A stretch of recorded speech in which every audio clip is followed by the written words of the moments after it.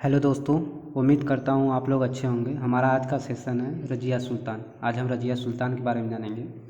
रज़िया सुल्तान जो है 1236 से 1240 ईस्वी तक दिल्ली पर राज करती है। जब ग्वालियर से इल्तुतमिश वापस आता है तो रज़िया सुल्तान को अपना उत्तराधिकारी बनाता है और रज़िया सुल्तान दिल्ली की जनता व तुर्की अमीरों के सहयोग से 1236 में दिल्ली की गद्दी पर बैठ जाती है। और रज़िया जो है घोड़े पर सवार होकर युद्ध के मैदान में जाती थी। और नेक्स्ट टॉपिक आता है हमारा 1240 ईस्वी में तबर हिंद के अक्तादार भंडिया के गवर्नर इल्तुनिया के विद्रोह को कुचलने के लिए रज़िया को तबर हिंद की ओर जाना पड़ा। पहले इसको जानने से पहले हम एक चीज़ जान लेंगे। वहाँ पर लाहौर और सरहिंद पर विद्रोह भड़क उठता है और लाहौर की तरफ रज़िया अपनी सेना लेके आगे बढ़ती है। लेकिन जब विद्रोह शुरू होता है तो उसी विद्रोह में याकूत कौन था? ये रज़िया ने एक विभाग बनाया था। उस विभाग का नाम था अमीर ए आखुर उस विभाग का नाम था। उस विभाग में उस विभाग का हिंदी क्या होता है? अश्वशाला विभाग या प्रधान। ठीक है, अब हम आगे बढ़ते हैं। और नियुक्ति जो ये अमीर ए आखुर होता है उसमें नियुक्ति जो है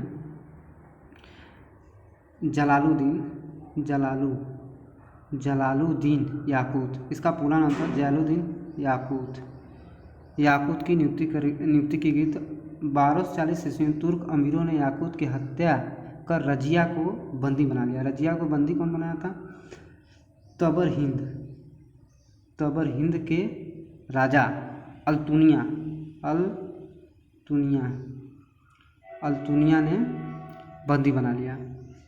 दिल्ली के सिंहासन पर इल्तुतमिश के पुत्र मुइजुद्दीन बहराम शाह का जो था वह शासनकाल 1240 से 1242 इसका शासनकाल था, याद रखिएगा।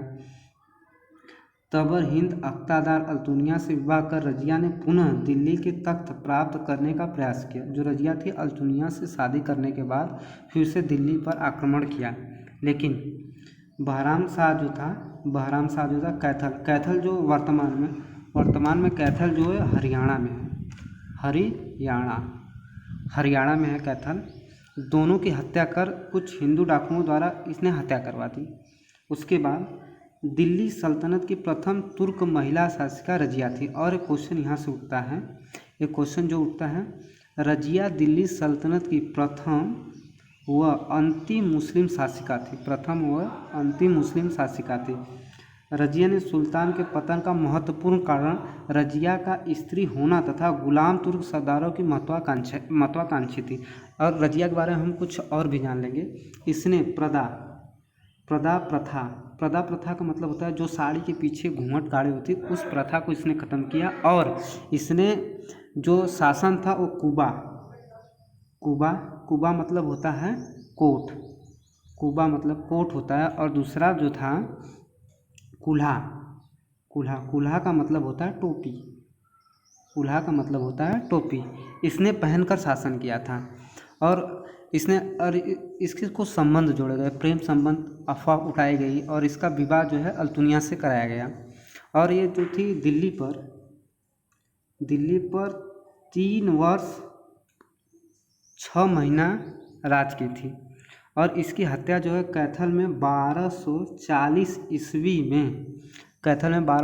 ईस्वी में डाकुओं ने कर दी थी। और एक चीज़ यहाँ पे हम लोग जानेंगे, जो रज़िया की मज़ार है,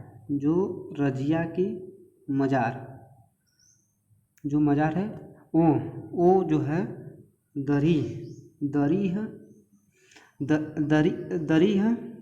शाह की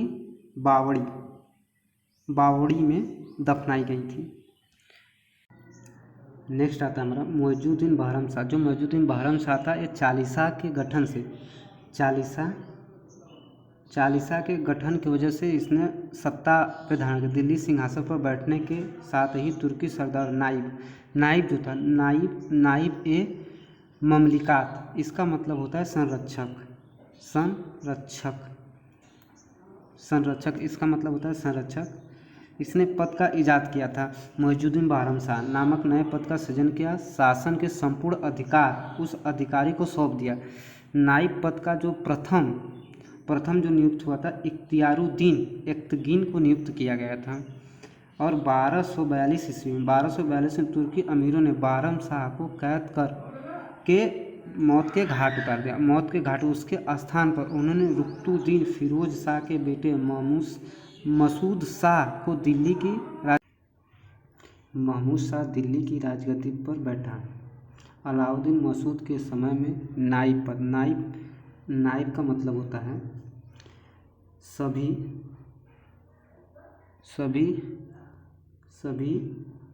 जो, इसका मतलब होता है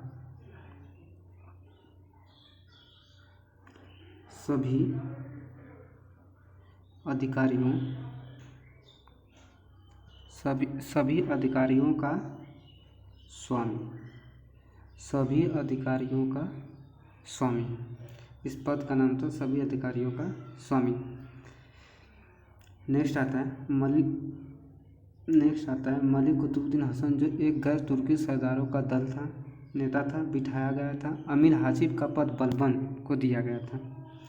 और 1246 ईस्वी में तुर्की अमीरों ने मसूद शाह को बंदी बना लिया और उसके स्थान पर इल्तुतमिश के बेटे नसरुद्दीन महमूद को 10 जून 1246 ईस्वी में दिल्ली की गद्दी पर बैठाया गया।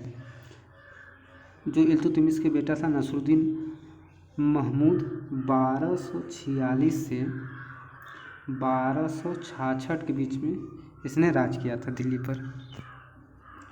पर राज किया। नसरुद्दीन महमूद शाह 7 अक्टूबर 1246 ईस्वी में बलबन उल्लू खां की उपाधि प्रदान की, उसे अमीर हाजिब बनाया गया। नेक्स्ट आता है बलबन ने अपनी लड़की का विवाह 1249 ईस्वी में नसरुद्दीन महमूद से किया। एक चीज़ हम और यहाँ पे जाते हैं, जो बहरम शाह था, बहराम शाह था, इसने जो चलाया था नायब। उसके बाद आता है अलाउद्दीन।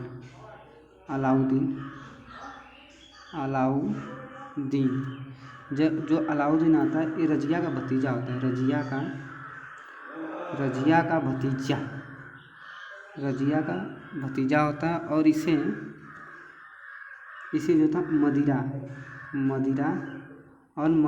मदिरा और मनोरंजन का शौकीन था।